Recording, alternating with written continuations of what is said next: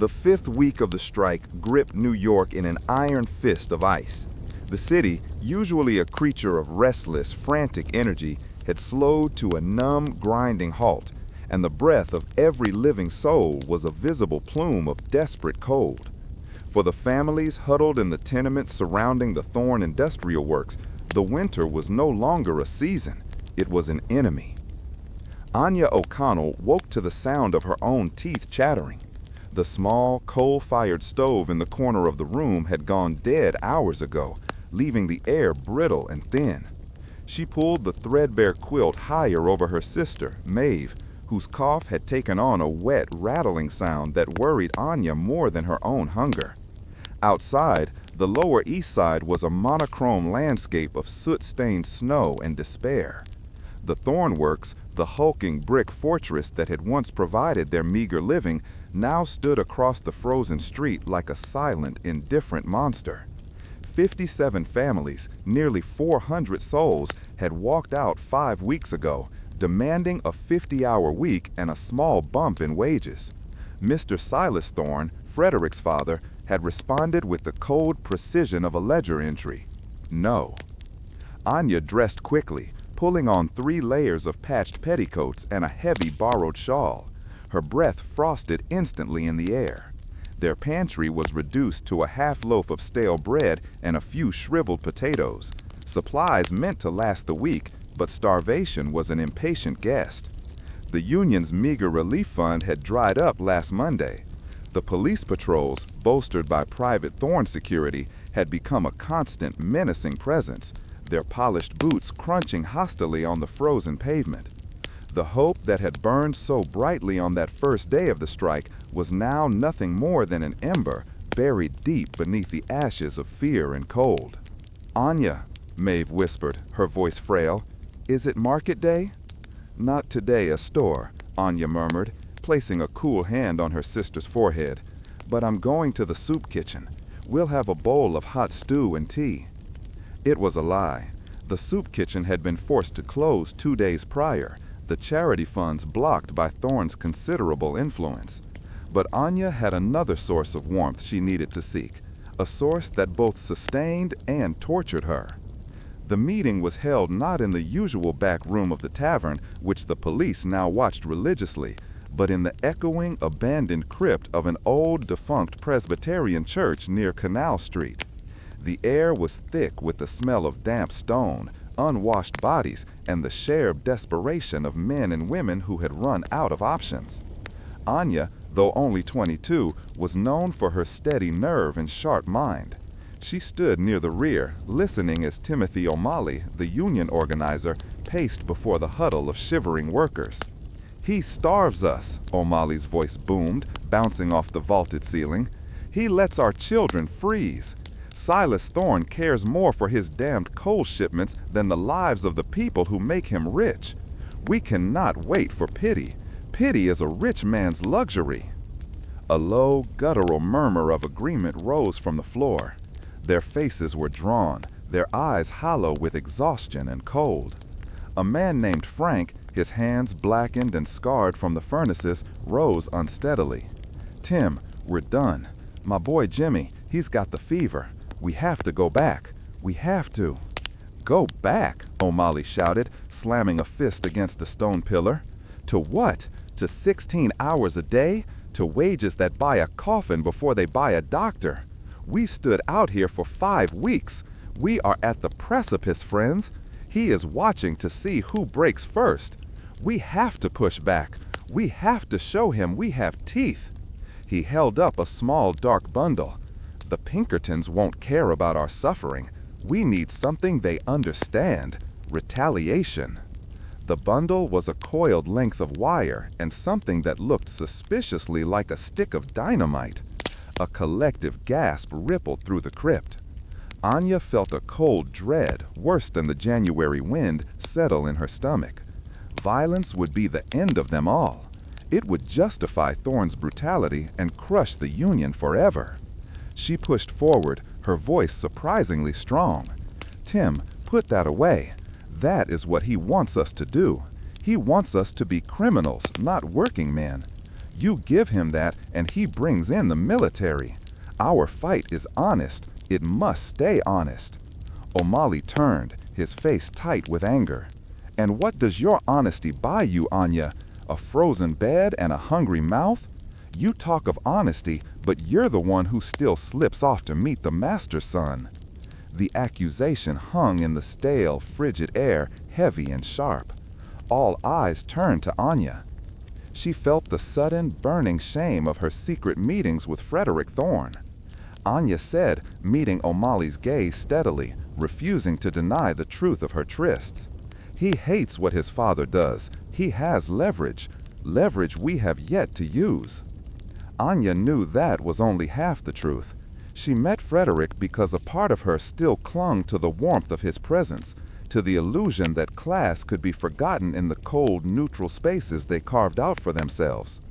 Their rendezvous point was the wrought iron footbridge that spanned the great lawn in Central Park. It was desolate tonight. The park was a frozen, snow-dusted wilderness, hostile to all but the city's wealthiest who passed through in heated carriages. Anya arrived first, a bundled, anonymous figure against the white backdrop. She didn't have to wait long. A sleek black hansom cab pulled up to the park boundary, and out stepped Frederick Thorne.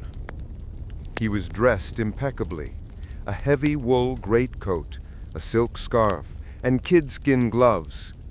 Despite his expensive attire, his face was etched with a profound, weary sadness that went beyond the cold. "Anya," he said, his voice low, rushing to meet her on the slick iron deck. "God, you look frozen." He reached out, hesitating, then gently tucked a stray strand of hair back under her shawl. "I am," she replied, her tone clipped, the bitterness of the crypt still stinging her tongue. "Did you bring it?" Frederick nodded, pulling a small, heavy sack from his coat. $200.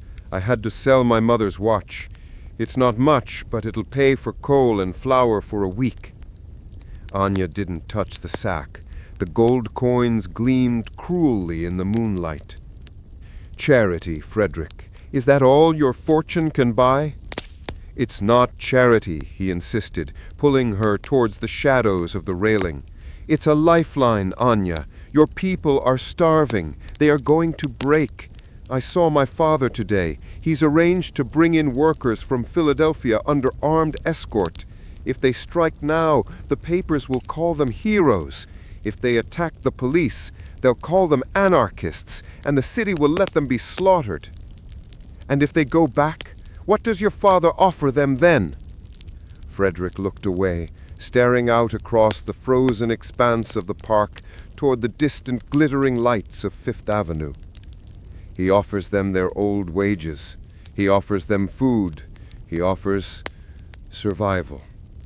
"Survival isn't living, Frederick," Anya said, her voice rising in cold fury. "He offers them the shame of defeat. He offers them another year of knowing they can be beaten back into the gutter whenever he chooses. They didn't strike for a penny. They struck for dignity." She stepped closer, forcing him to look at her. "You hate your father's cruelty, but you stand here offering a bribe to end their struggle. You are asking them to accept the cage, provided you oil the luck for them." Frederick flinched as if she had struck him. "I am trying to save lives, Anya. I am trapped just like you are. I can't change the world overnight, but I can keep your sister alive." The name of her sister Maeve cut through Anya's resolve like a knife. The thought of Maeve's rattling cough and the half loaf of stale bread almost made her reach for the sack. "No," she whispered, shaking her head. "We won't take your money. We need your influence. You have access to his private accounts, Frederick. You know the contracts he signed that stripped the workers of their pension. That is what we need. Proof." "That is treason," he breathed, eyes wide with genuine fear. "Anya, they would jail me. They would ruin my family. My family, no matter how much I despise my father, is all I have." And the Union is all we have, Anya countered, finally reaching for the sack, but only to push it firmly back into his coat. The strike continues.